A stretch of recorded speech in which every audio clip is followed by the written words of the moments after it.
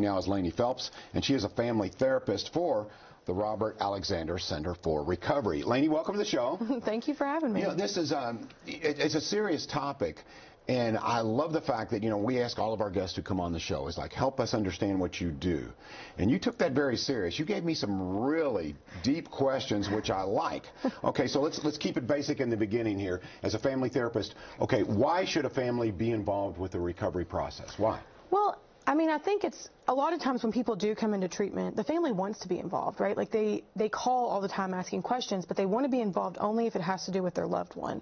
But they miss the point of where they have to also learn a lot of the things that their loved one is learning, because without knowing it, they can't really help. Well, that makes sense. That makes sense. So give me some examples of that. If I have a brother or a sister, an uncle, whoever, who's addicted and is trying to recover, what are some of the things I can do as someone who loves that person? How can I help them? Well, the first thing that I always push all of my families to do, and if any of them are watching, I know they're going to laugh at me, is we have to figure out our emotions. And families are like, well, that's not going to help my loved one, right? That's always what I get. That's the answer I get. They're like, what do my emotions have to do with my loved one? But our emotions drive everything that we do, right? That drives the boundaries that we set. That drives the support that we give. That drives how we interact, how we communicate. And all of those things are things that we have to learn and change about ourselves in order to help our loved ones. It's the same thing that the loved one is learning in treatment.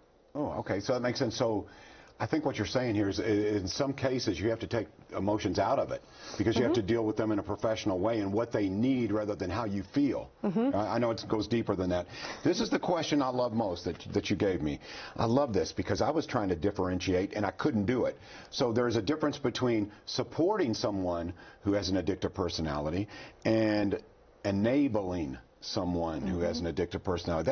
That's a fine line. So tell me the difference between the two and how you keep from enabling and still support them. So that is like the #1 bingo question, right? Like everyone wants to know. This is like in a simple forms, what I say is enabling is whenever you do for them, and supporting is when you do with them. So there's a huge difference, and you know, a lot of times I've found family members of people who, you know, love people who struggle with addiction, they want to do everything for them because they don't believe they're capable of doing things, right? It's like, oh, well, they can't go and get a driver's license, or they can't pay for their groceries, so I have to drive them here and then drive them there, and I have to get their groceries. Then you're enabling. Yep, you're enabling because they can do it. You're just not allowing them to show you that they can do it. Interesting. And yeah, I mean, if someone kept doing things for me, I'm not going to do it for myself, right? It's easier. And so that's where you have to figure out, am I doing it for them or am I doing it with them? Okay, so doing it with them. Give me examples of supporting someone who is going through addiction and trying to recover. How do you support them? What are some, you know, give me some examples that you see at the Robert Alexander Center. Yeah, so I have, you know, I have quite a few families where their loved one has lived with them, right? And they may be 30+ years old, right? And their child is living with them in the home because the family thinks that they can't live on their own, right? That's kind of this assumption that they have. Supporting would be when they go to treatment, and treatment will always say, don't go back home, right? Unless it's your own home. Supporting them would say, I will help whatever I can to get you where you need to be independent, right? So if that means you need $100 to get to sober living, I'll help you get to sober living, but I won't give you $100 to come back and live at my house and go grocery shopping or whatever it is.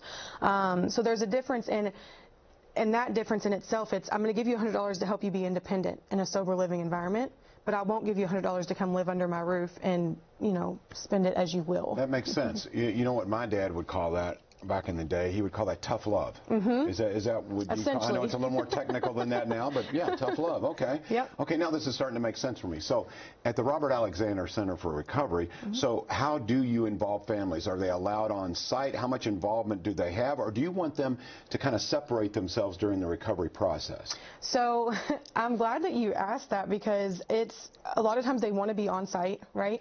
But actually, at our level of care, we don't want them on site. We want them separated, and we want them to engage in their own program of recovery, whatever that may be, or the groups and services that I offer so they can build that education. It's kind of one of those things, you don't know what you don't know, and you'll continue not knowing until you're educated, right? No productive conversations can happen until you're educated. So I want families to engage in education in their own healing, and then later on down the road, whenever their loved one has been sober for, you know, months, years, whatever it may be, if they want to actually be involved in a more deeper conversation, they can. But at first, it just needs to be very educational and separate. You know, what I think is interesting the topics that you're talking about here, Lainie, I think someone who doesn't have a loved one or a friend who is addicted or going through recovery, they don't understand it. But those who right now are nodding their head at the television going, she makes perfect sense.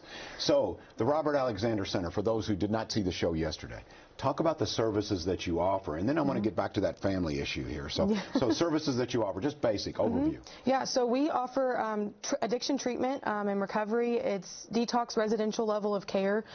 We keep people there, and we utilize a curriculum that's focused on skill building, and that same curriculum is actually what we utilize in family services. So not only is your loved one going to have a treatment team of case management counselors, nursing, whatever it may be for that individual need, but the families also get to utilize me for the same education, same support, same guidance. Okay, so I want to ask you this.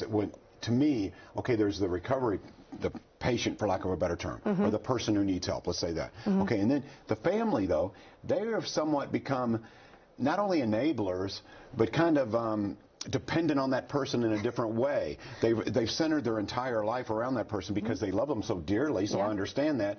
So there's a little bit of a, I guess, a rehab process for the family as well, right? Yep, so we call that codependency. Okay, well, you could have cut to the chase for me there. Thanks, Lainie. You let me struggle there for a while. Codependency, thank you. Yep, codependency is something I focus on wholeheartedly. There's multiple books that I recommend for people to read that have a loved one struggling, because that's the first step, is recognizing your codependency. Behind every person who struggles with addiction is a codependent relationship, and it's likely whoever they love the most dearly. Yes, so codependency is huge, and what ends up happening is the loved one becomes in the addiction cycle without ever touching the substance. Oh, yes, okay, and actually, by enabling that, they become even more a part of it, and pretty soon they probably need to go through as much rehab as I got you. Yep. Okay. We talk about it all the time. Wow. So I get the separation too. There's probably folks out there who go, this is wearing me out. You know, I need some help. So the separation is good for both parties. Now, what do you recommend while that person's going through recovery at Robert Alexander? What do you recommend for the family to do? Just educate themselves, read up? Do you give them materials? So typically the first conversation I have with them, which again, if my families are listening, I know they're laughing at me, the first thing that I tell someone is take care of yourself. Take a deep breath. They're in a safe place. You can take a deep breath. You'll be okay. And the families, they just sob, right? Because they're like, I have not been able to do that in so long. Oh. And even if your loved one isn't in treatment, like, still take that deep breath, right? Like, still just know that, like, you can't control everything, and just take a deep breath and take care of yourself, because if you're running on fumes, you don't have much to give anyone anyways. Wow. That's the first thing I say in any conversation I have. It's a lot like being a caretaker for someone who happens to be medically ill. It's very similar. So for someone who's interested in knowing more about the Robert Alexander Center for Recovery, I'm assuming you're going to say, call that number, go to the website, correct? Yep, call the number on the screen. They want to talk. I want to talk to you. You're good. Yep, well, if you call the number on the screen and you get in there, you can absolutely call me. I call just about every family I call. It's very short that I don't. Well, I really appreciate you coming on. This is good information. Again, I'm very impressed. I know you are as well. The Robert Alexander Center for Recovery. If you need help, give them a call today.